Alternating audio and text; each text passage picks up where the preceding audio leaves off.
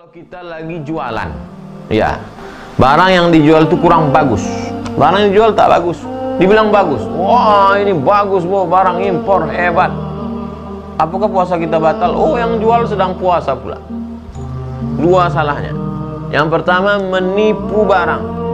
Nabi SAW masuk ke dalam pasar, memasukkan tangannya ke dalam makanan. Kata Nabi, ya sahibat ta'am, hei pedagang, kenapa ini yang di dalam ini basah, yang di luar kering? Itu korma, kalau basah dia berjamur, busuk. Di dalam basah, di luar kering. Kata Nabi, kenapa bisa begini? Asabahul matar, kena hujan ya Rasulullah. Man ghassana falaysa minna. Siapa yang menipu bukan golongan kami. Ini original loh, ini padahal KW. Nauzubillah. Yang kedua, dia sedang puasa.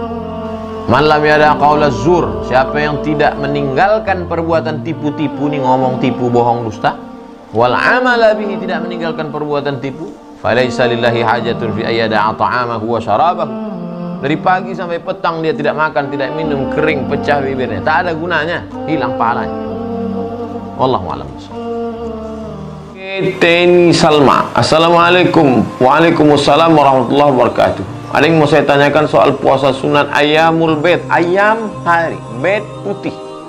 Kenapa disebut hari putih? Karena saat itu bulan sedang terang benderang menyinari bumi yang hitam, seolah-olah dia menjadi putih karena putihnya cahaya terang benderang. Maka begitu juga kita manusia yang banyak silap salah dosa hitam dengan maksiat ini, ingin putih seputih cahaya, maka berpuasa pada hari ke-13, 14, 15. Bagaimana dengan puasa Senin Kamis? Kalau mampu puasa dalam satu bulan 30 hari itu 3, 13, 14, 15. Saya bisa lebih banyak lagi daripada itu, 8 hari, Senin, Kamis, Senin, Kamis, Senin, Kamis, Senin, Kamis. Saya bisa lebih banyak lagi daripada itu. Yasumu yauman wa yuftiru yauman. Puasa sehari, makan sehari. Puasa lagi, makan lagi. Puasa Nabi Daud. Ahabbu shaum ilallah shaumi Daud. Puasa yang paling dicintai Allah adalah puasa Nabi Daud alaihi salam. Bagaimana kalau puasa terus setiap hari? Ada, tapi ulama ikhtilaf. Sebagian sahabat melaksanakannya. Abdullah bin Umar, Aisyah radhiyallahu anhuma, beliau melaksanakan puasa namanya puasa ad-dahr, puasa sepanjang masa. Wallahu a'lam. Boleh seorang ibu membantu anaknya mengqadha puasa karena sudah mau masuk Ramadan, belum selesai mengqadha puasa. Orang hidup tidak ada mentransfer amal. Anaknya punya hutang puasa 20 hari karena hamil atau menyusukan anak. Lalu kemudian ibunya kasihan, puasa kau 20, emak 10, kau 10, tak bisa. Yang bisa itu adalah kalau emaknya meninggal dunia, punya hutang puasa, anaknya berpuasa. Man mata, siapa yang mati meninggal dunia, wa alaihi siyamun, punya hutang puasa, shoma anhu waliyuhu, ahli warisnya melaksanakan puasa. Ibu bisa berpuasa untuk anak, karena kalau anak ibu meninggal, ibu dapat harta warisan. Maka anak ibu meninggal, ada hutang puasa, maka ibu laksanakan puasa untuk almarhum. Bisa setelah meninggal, adapun hidup tidak.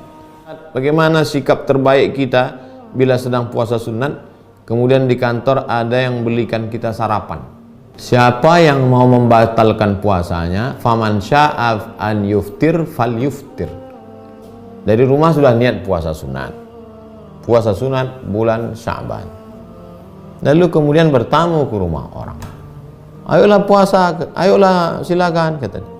Faman sya'a fal yuftir, faman sya'a an yuftir fal yuftir. Siapa yang mau berbuka, batalkan. Tidak haram hukumnya, karena bukan puasa Ramadan, bukan puasa qadha, bukan puasa kafarat. Jadi puasa sunat kalau mau dibatalkan, ya silakan batal. Siapa yang mau meneruskannya, silakan teruskan. Itulah enaknya kalau kita ngaji, teman kita ngaji. Kalau kita ngaji, teman kita ngaji. Ketika kita katakan, saya sedang puasa, dia tidak akan paksa. Dan kalau kita juga makan, dia juga tidak akan ketawakan kita. Karena dia tahu kita punya dua pilihan, mau makan atau lanjutkan. Andai Ustadz pada posisi saya, apa yang Ustadz lakukan? Saya sedang puasa, lalu kemudian diajak bertamu ke rumah seseorang, diajak makan. Apa yang saya lakukan? Saya lihat dulu apa lauknya.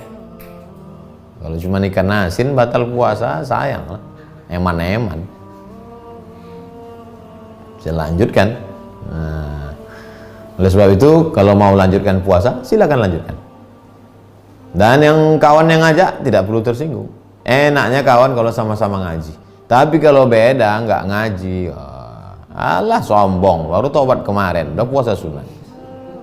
Jadi kalau kita sama-sama ngaji enak. Saya berapa kali ngajak tamu buka puasa pas lewat dia ada puasa. Mohon maaf Ustaz, saya puasa. Oh ya nggak apa-apa. Kemarin saya sedang puasa bertamu ke rumah orang. Ustaz makan soto. Aduh saya puasa.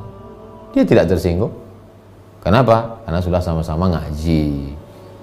Oleh sebab itu teman-teman kita, sahabat-sahabat kita, ajak ngaji supaya jangan lagi ada tersinggung karena sama-sama ngaji.